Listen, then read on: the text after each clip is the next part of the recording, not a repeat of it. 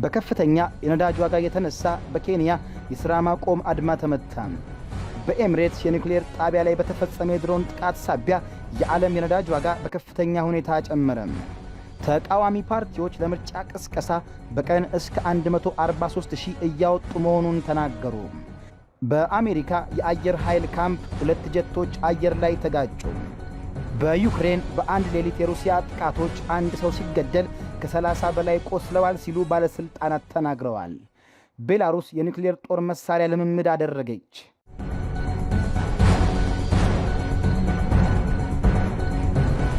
ሰላም ጤና ይስጥልን የቻናላችን ተከታታዮች፣ ይህ ቮይስ ኦፍ ኢትዮጵያ ነው። የሰዓቱን የሀገር ውስጥና የውጭ አጫጭር ዜናዎች ከዚህ ሰዓት ጀምሮ ወደ እናንተ የምናደርስ ይሆናል። ለቻናላችን አዲስ ሲሆናችሁ ሰብስክራይብ በማድረግ ቤተሰብ እንድትሆኑ እንጋብዛለን።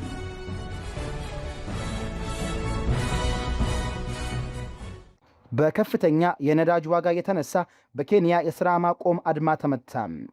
በኬንያ ዋና ከተማ ናይሮቢና በተለያዩ የሀገሪቱ ክፍሎች የተከሰተው የትራንስፖርት አድማ የዕለታዊ ኑሮን የልብ ትርታ አቁሞቷል። በሺዎች የሚቆጠሩ መንገደኞች በየመንገዱ ሲንከራተቱ፣ የንግድ ተቋማት በሮቻቸውን ዘግተዋል። ትምህርት ቤቶችም ተማሪዎቻቸውን በቤት እንዲቀመጡ ለማድረግ ተገደዋል።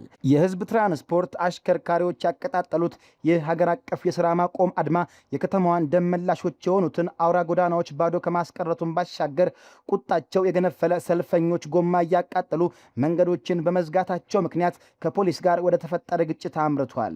የፖሊስ አስለቃሽ ጢስና የሕዝቡ እሮሮ የኬንያን የትራንስፖርት ቀውስ ወደ አደባባይ ሁከትና አለመረጋጋት ቀይሮታል። የዚህ ሁሉ መዘዝ ምንጩ ከሰሞኑ በ20 በመቶ ያሻቀበው የተጋነነ የነዳጅ ዋጋ ጭማሪ ነው። ነገር ግን የችግሩ ስረ መሰረት ከኬንያ ድንበር ባሻገር የሚረዝም መሆኑን ዘገባዎች በግልጽ ያሳያሉ። እንደ አብዛኞቹ የአፍሪካ ሀገራት ሁሉ ኬንያ ነዳጅን ከገልፍ ሀገራት የምታስገባ በመሆኗ በአሜሪካ በእስራኤልና በኢራን መካከል የተቀሰቀሰው ግጭት የፈጠረው የዓለም አቀፍ የንግድ መስመር መስተጓጎል የዚህ ቀውስ ዋነኛ ሞተር ነው። ምንም እንኳን ግጭቱ በጊዜያዊ የተኩስ አቁም ቢገታም 1/5ኛው የዓለም የነዳጅ አቅርቦት የሚያልፍበት የሆርሙዝ ስትሬት አሁንም ዝግ መሆኑ የነዳጅ ዋጋን ሰማይ አድርሶታል። ይህ የዓለም አቀፍ ጂኦፖለቲካዊ መናጋት በቀጥታ በኬንያ ኪስና የዕለት ተዕለት ኑሮ ላይ የፈጠረው ጫና እጅግ ከባድ ነው።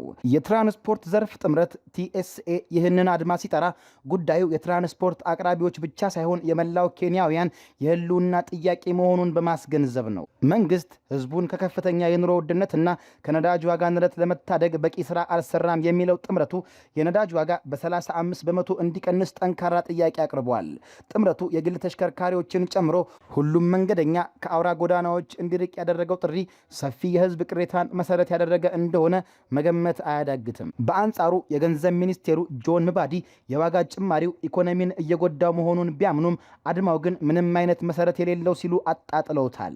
ዓለም አቀፍ ችግርን እንዴት በሀገር ውስጥ መፍትሄ ልንፈታው እንችላለን የሚለው የሚኒስቴሩ ጥያቄ መንግስት ከዓለም አቀፉ የገበያ መዛባት አንጻር ያለበትን ጫናና የተገደበ አቅም የሚያንጸባርቅ ነው። መንግስት ውሳኔዎችን በስሜታዊነት ሳይሆን መረጃን መሰረት አድርጎ እንደሚወስን መግለጹም አፋጣኝ ዋጋ ቅነሳ ለማድረግ ፈቃደኛ አለመሆኑን ያሳያል። መንግስት ባለፈው ወር በነዳጅ ላይ የጣለውን ተጨማሪ እሴት ታክስ ወይም ቫት ከ16 ወደ 8 በመቶ በመቀነስ ማሻሻያ ቢያደርግም የኑሮ ውድነቱ ጅራፍ ህዝቡን መግረፉን አላቆመም። የነዳጅ ዋጋ መናር የትራንስፖርት ታሪፍን ብቻ ሳይሆን የምግብና መሰረታዊ ሸቀጦችን ዋጋ በእጅጉ እያናረ ይገኛል። ይህ ሁኔታ የኬንያን ማህበራዊና ኢኮኖሚያዊ መረጋጋት በእጅጉ እየፈተነው ነው። በመሆኑም በዜጎች የመግዛት አቅም መዳከምና በዓለም አቀፍ የነዳጅ አቅርቦት ችግር መካከል የተፈጠረው ይህ ውጥረት መንግስትን ፈታኝ የፖሊሲ ምርጫ ውስጥ የከተተው ሲሆን በቀጣይም ሚዛናዊ የሆነ የኢኮኖሚ ማረጋጊያ እርምጃ ካልወሰደ የትራንስፖርቱ ሽባነት ወደ ከፋ ሀገራዊ ቀውስ ሊሸጋገር እንደሚችል ይህ ዘገባ በግልጽ ያመላክታል። በኤምሬትስ የኒውክሌር ጣቢያ ላይ በተፈጸመ የድሮን ጥቃት ሳቢያ የዓለም የነዳጅ ዋጋ በከፍተኛ ሁኔታ ጨመረ። በመካከለኛው ምስራቅ ያለው የፖለቲካና የወታደራዊ ትኩሳት በየጊዜው መልክና ቅርጹን እየቀያየረ ቀጠናውን ወደማያባራ የጦርነት አዘቅት ውስጥ እየከተተው ይገኛል። ከዚህ ዘገባ መረዳት እንደሚቻለው የተባበሩት አረብ ኤምሬትስ፣ UAE እና ሳውዲ አረቢያ ያስተናገዷቸው የድሮን ወይም የሰው አልባ አውሮፕላን ጥቃቶች ቀድሞውኑም በክር የተንጠለጠለውን የቀጠናውን ሰላም ይበልጥ አናግተውታል። ይህ ክስተት በተለይም በአሜሪካ በእስራኤልና በኢራን መካከል ያለው ጦርነት እልባት ባላገኘበትና የዲፕሎማሲያዊ መፍትሄ መንገዶች በተዘጋጉበት ፈታኝ ወቅት የተከሰተ በመሆኑ ጉዳዩን ከፍ ወዳለ የጂኦፖለቲካዊ ቀውስ ደረጃ ያሸጋግረዋል። በዩኤኢ የባራካ የኒውክሌር ኃይል ማመንጫ ጣቢያ ላይ ያነጣጠረው የድሮን ጥቃት ዓለምን በከፍተኛ ስጋት ውስጥ የጣለ አደገኛ እርምጃ ነው። ምንም እንኳን የጥቃቱ ሰለባ የሆነው ከዋናው ማዕከል ውጭ የሚገኝ የኤሌክትሪክ ጄኔሬተር ቢሆንምና የጨረር መፍሰስ አደጋ ባያጋጥምም ድርጊቱ የኒውክሌር ቀጠናዎችን ምን ያህል ለሽብርና ለጥቃት ተጋላጭ እንደሆኑ በግልጽ አመላካች ነው። የዓለም አቀፉ የአቶሚክ ኢነርጂ ኤጀንሲ ያቀረበው ከፍተኛ ወታደራዊ መገታት ጥሪም የጉዳዩን አሳሳቢነትና ትንሽ ስህተት ወደ ከፋ የኒውክሌር አደጋ ሊያመራ የሚችለውን ስጋት የሚያንጸባርቅ ነው። የኤምሬትስ ባለስልጣናት ይህን ድርጊት አደገኛ እርምጃ ሲሉ መግለጻቸው ሀገሪቱ ሉዓላዊነቷን ለማስከበር ከከረረ የቃላት ውዝግብ አልፋ ወደ ተግባራዊ የኃይል እርምጃ ልትሸጋገር እንደምትችል ጠንካራ ፍንጭ ይሰጣል። በሌላ በኩል ሳውዲ አረቢያ ከኢራቅ የአየር ክልል ተነስተው የመጡ የድሮን ጥቃቶችን ማክሸፏን ማሳወቋ ጦርነቱ ከቀጥተኛ ግጭት ባለፈ በውክልና ወይም ፕሮክሲ ዋር እየተስፋፋ መሆኑን በጉልህ ያሳያል። የኢራን ተጽዕኖና በየአካባቢው ያሏት ታጣቂ ቡድኖች የባረጀውን ግጭት አዳዲስ ግንባሮች እየከፈቱለት ነው። ዩኤኢም በተመሳሳይ ከምዕራብ ድንበር የተተኮሱ ሌሎች ድሮኖችን መቆጣጠሯ የቀጠናው ሀገራት ደህንነት ከየአቅጣጫው ፈተና እንደተጋረጠበት ያረጋግጣል። በተለይም የአሜሪካ ወታደራዊ ሰፈሮችን የሚያስተናግዱ የባህረ ሰላጤው ሀገራት የኢራንና የደጋፊዎቿ ቀዳሚ ኢላማ መሆናቸው ግጭቱን በቀላሉ ወደማይጠፋ ሰደድ እሳት ሊቀይረው ይችላል። ይህ ውጥረት ከየት መጣ ብለን ወደ ኋላ ስንመለከት የካቲት 28 የተጀመረው የአሜሪካና የእስራኤል ጥምር ጥቃት በኢራን ላይ ያነጣጠረበትን ጊዜ እናገኛለን። ሚያዝያ ላይ የተደረሰው ጊዜያዊ የተኩስ አቁም ስምምነትም ቢሆን የተስፋ ጭላንጭል ከማሳየት ባለፈ ዘላቂ ሰላም ማምጣት አልቻለም። የአሜሪካው ፕሬዝዳንት ዶናልድ ትራምፕ ኢራን በፍጥነት እርምጃ እንድትወስድ ያስተላለፉት ማስጠንቀቂያ የዲፕሎማሲው በር እየተዘጋ መምጣቱን ያሳያል። ከዚህም ባሻገር በሆርሙዝ ሰርጥ ለማድረግ ታስቦ በ48 ሰዓታት ውስጥ የተቋረጠው የባህር ኃይል ተልዕኮ በሀያላኑ ሀገራት መካከል ያለውን የፖሊሲ ውዥንብርና የፍላጎት ግጭት በአንድነት ያሳያል። የሆርሙዝ ሰርጥ ጉዳይ ደግሞ ከቀጠናው አልፎ የዓለምን የኢኮኖሚ የደም ስር የሚነካ ነው። ይህ የዓለማችን ቁልፍ የነዳጅና የተፈጥሮ ጋዝ መተላለፊያ መስመር መዘጋት ወይም በስጋት ውስጥ መውደቅ ዓለም አቀፍ የኢኮኖሚ ቀውስን ሊያስከትል የሚችል የጊዜ ቦምብ ነው። ኢራን ይህንን የንግድ መስመር እንደ ስትራቴጂካዊ የድርድር ካርድ በመጠቀም በአሜሪካና በአጋሮቿ ላይ ጫና ለማሳደር እየሞከረች መሆኑ ከዘገባው በግልጽ ይነበባል። የአሜሪካና የኢራን ፍላጎቶች ሰፊ ርቀት ላይ መገኘታቸው ደግሞ የሰላም ድርድሩን ፍሬ አልባ አድርጎታል። በመካከለኛው ምስራቅ ያለው የጦርነት አዙሪት በቀላሉ የሚፈታ አለመሆኑን ቁልጭ አድርጎ ያሳያል። ዲፕሎማሲያዊ ጥረቶች በተዳከሙበት፣ የውክልና ጦርነቶች በተስፋፉበትና እንደ ኒውክሌር ጣቢያዎች ያሉ ስሱ መሰረተ ልማቶች የጥቃት ኢላማ በሆኑበት በዚህ ወቅት ቀጠናው በቋፍ ላይ ይገኛል። ይህ የተኩስ አቁም ስምምነት ወደ ሙሉ ሰላም ካልተቀየረና የሆርሙዝ ሰርጥ የንግድ መስመር በተረጋጋ ሁኔታ ካልተከፈተ የድሮኖቹ ጩኸት የአንድ ትልቅ አውዳሚ ክልላዊ ጦርነት የማንቂያ ደውል ከመሆን አያልፍም። ተቃዋሚ ፓርቲዎች ለምርጫ ቅስቀሳ በቀን እስከ 143 ሺህ እያወጡ መሆኑን ተናገሩ። በኢትዮጵያ የፖለቲካ ምህዳር ውስጥ የሰባተኛው ሀገራዊ ምርጫ የድምፅ መስጫ ቀን ጣቶችን እየቆጠረ 15 ቀናት ብቻ ሲቀሩት የምርጫው የቅስቀሳ አውድማ ግን ለሁሉም ተወዳዳሪዎች እኩል የተመቻቸ ሆኖ አይታይም። ከ50 ሚሊዮን በላይ ዜጎች ድምፃቸውን ለመስጠት በተመዘገቡበትና 47 የፖለቲካ ፓርቲዎች በሚፎካከሩበት በዚህ ግዙፍ ሀገራዊ ኩነት የገዢው ፓርቲ የቅስቀሳ ድምቀት በተቃዋሚዎች በኩል በፋይናንስ እጥረትና በስነ ልቦናዊ ጫናዎች ታፍኖ ይሰማል። የዲሞክራሲ ዋጋ በተለይም ለተቃዋሚ ፓርቲዎች እጅግ የከበደ እና አቅምን የሚፈታተኑ ሆኗል።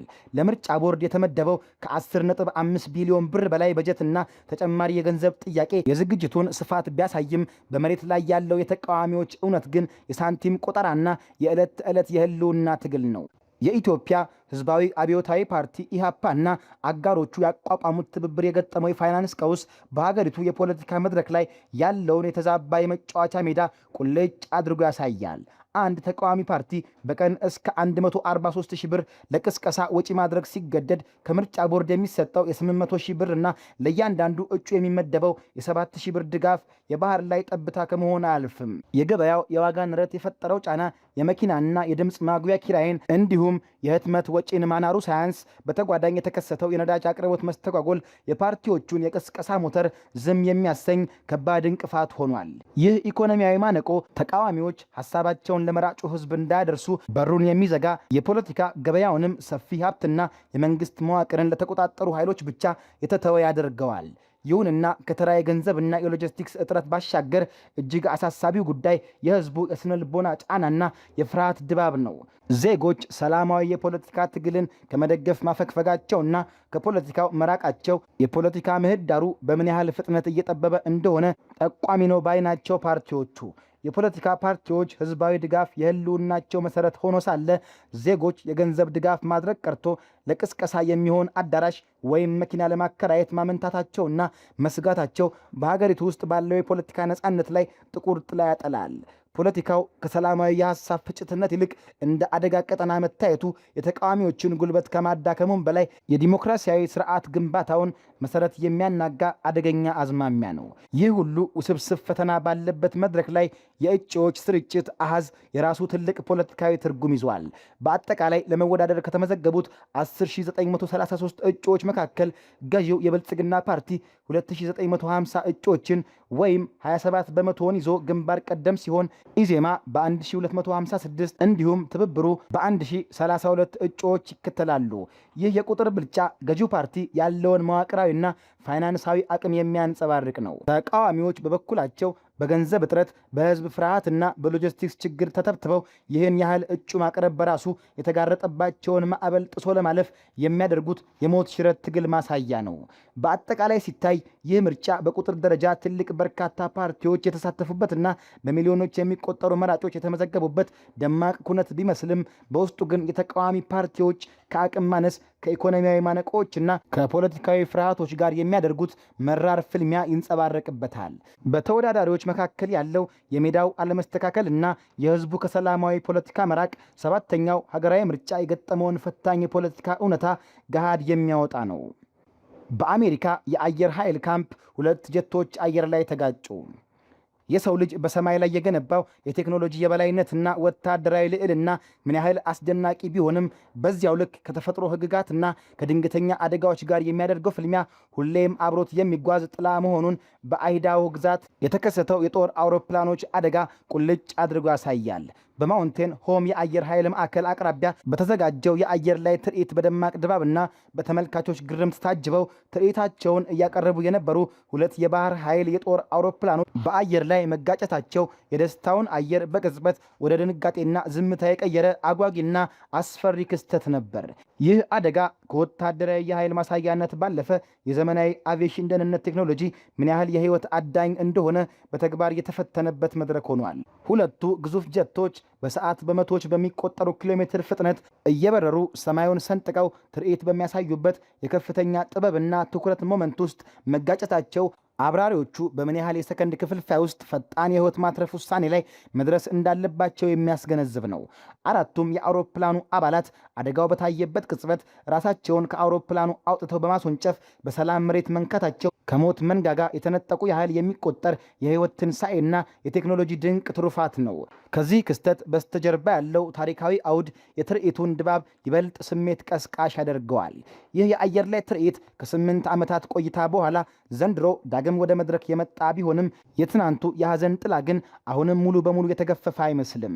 በ2018 የመጨረሻ ትርኢት ላይ የአንድ አብራሪን ህይወት የቀጠፈ አደጋ መስተናገዱ የሚታወስ ሲሆን የዘንድሮውም አደጋ ምንም እንኳን በሰው ህይወት ላይ ጉዳት ባያደርስም ይህ መድረክ የሞትና የህይወት ቀጭን ክር የሚጓተትበት አውድማ መሆኑን በድጋሚ አስመስክሯል። የአሜሪካ የባህር ኃይልና የአየር ኃይል ማዕከሉ ይህን ትርኢት ሲያዘጋጁ ህዝቡን ለማዝናናትና ወታደራዊ አቅምን ለማሳየት ቢሆንም አደጋው ግን የሰማይ ላይ ጀብዱ ሁሌም የራሱ የሆነ የከረረ ዋጋ ሊጠይቅ እንደሚችል ማሳያ ሆኗል። በአሁኑ ወቅት የአደጋው መንስኤ በምርመራ ላይ መሆኑና የተከሰከሱት አውሮፕላኖች ስብርባሪ ያረፈበት የክፍለ ግዛቱ አውራ ጎዳና ለቀናት መዘጋቱ የክስተቱን መዘዝ መሬት ላይም እውን አድርጎታል። የፓሲፊክ የባህር ኃይል ቃል አቀባይ አሜሊያ ኡማያም የሰጡት መግለጫና የደህንነት አካላት እያደረጉት ያለው ጥንቃቄ የተሞላበት ማጣራት አደጋው ቀላል የማይባል ቴክኒካዊ ወይም ስልታዊ ግድፈት ሊኖርበት እንደሚችል ይጠቁማል።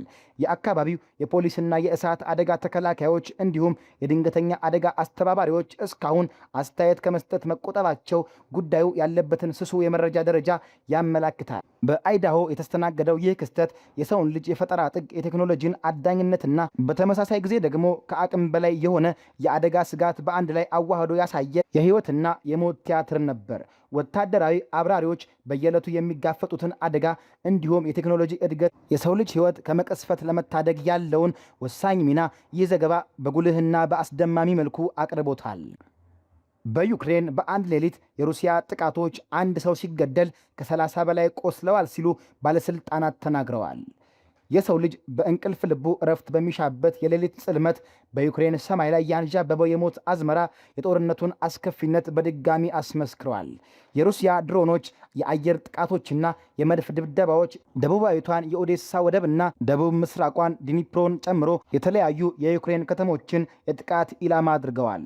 በኦዴሳ ከተማ የተፈጸመው የድሮን ጥቃት መኖሪያ ቤቶችን፣ ትምህርት ቤቶችንና የሕፃናት ማቆያዎችን መምታቱ የጦርነቱ አውዳሚነት ያሳያል ሲሉ የዩክሬን ባለስልጣናት ተናግረዋል።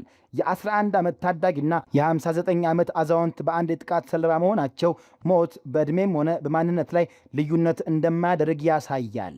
በሌላ በኩል በዲኒፕሮ ከተማ በተፈጸመው የሚሳኤል ጥቃት ከቆሰሉት 18 ሰዎች መካከል የ2 ዓመት ሕፃን ልጅና የ10 ዓመት ታዳጊ መገኘታቸውንም ባለስልጣናቱ አክለዋል። በዛፖሮዥያና በኬርሰን አካባቢዎች የቀጠለው ጥቃትም ይህንኑ የጥፋት ሰንሰለት በማስረዘም የሰውን ሕይወት አጥፍቷል፣ አካልንም አጉድሏል።